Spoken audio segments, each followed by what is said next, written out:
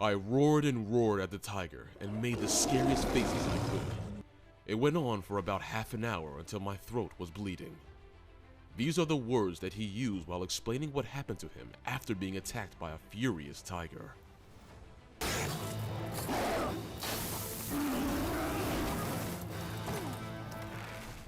Face to face with a man-eating tiger.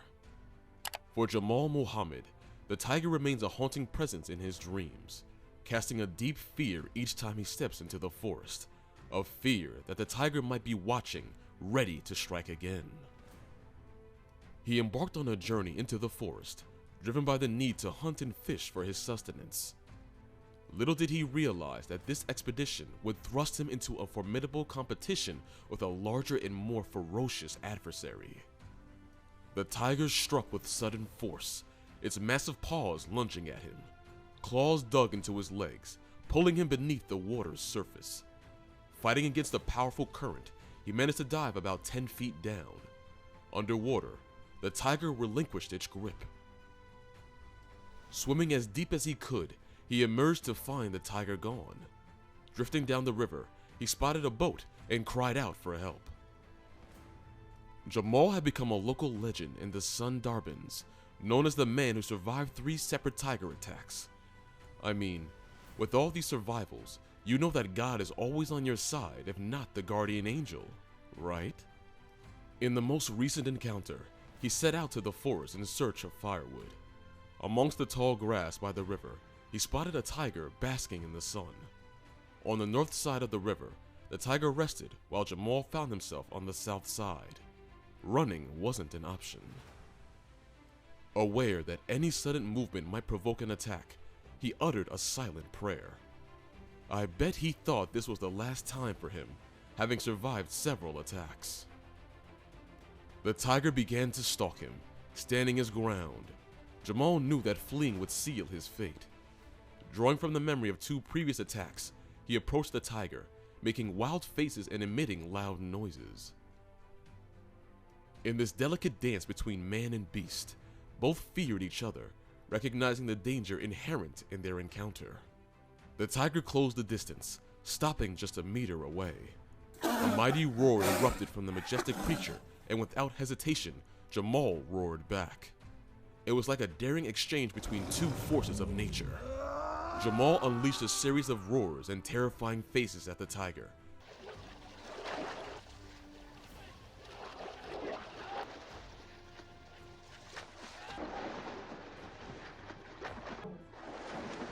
Persisting for about half an hour until his throat began to bleed. Luckily enough, he was not far from home. The commotion caught the attention of Jamal's wife, who, alarmed, gathered a crowd from the village. Their collective noise proved powerful enough to scare the tiger away. Overwhelmed by the sight of his friends from the village, Jamal collapsed. In contrast to many villagers who shy away after such harrowing encounters, Jamal still ventures into the forest, albeit with heightened caution. Surprisingly, Jamal still presses on, driven by the responsibility to secure food for his children. It's for them that he faces the daunting prospect of encountering the tiger again and again. Would you dare to go forth even after all of these encounters? Speaking of responsibility, this next victim, Hashmat Ali, 40 years old, was left badly mutilated after the beast snuck up on him while he slept on a boat. He was also on an expedition to search for his family. The tiger stealthily approached the slumbering Hashmat, delivering a single vicious claw to his face, tearing through the flesh. Hashmat, a father of 3, has now decided to share his story, having faced reprehensible abuse from members of his own community. Engaged in the practice of spending days collecting honey and wood within the country's forests, Hashmat's peaceful sleep was shattered when he began to scream. His fellow workers, roused by the distress, sprang into action, attempting to create loud signals to frighten the animal away from their vulnerable colleague. With persistence, Hashmat's colleagues successfully scare the tiger into releasing its grip by vigorously banging their boat paddles. However, The ordeal was far from over for Hashmet. A grueling 6-hour wait ensued as they navigated the boat back to the nearest city for medical treatment. Despite the efforts of the medical team, Hashmet was left badly disfigured. Now working at a local market, he conceals the extent of his mutilation by wearing a handkerchief across his face. The aftermath of the horrific attacks took a toll on Hashmet's social life, leading to his ostracization from the community. Married and a father of 3, he harbors concerns that his daughters may face challenges in finding a husband due to his visible scars, adding another layer of hardship to the aftermath of the traumatic incident. I can imagine how it feels to fight your own thoughts for something that you didn't even plan for yourself. In an episode of Body Bazaar, Hashmet embarks on a journey to explore the possibility of rebuilding his face. He candidly confesses to the cameras, "I find life difficult. It is not easy for me to go out in public and be around people."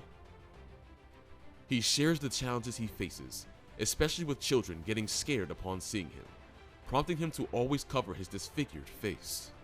Determined to change his life, the father of 3 embarks on an 8-hour journey to Bangladesh's capital, Dhaka, to consult with reconstruction specialists.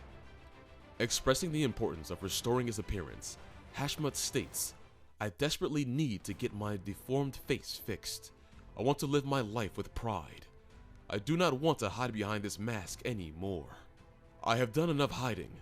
Now I want to live with pride and joy with my kids.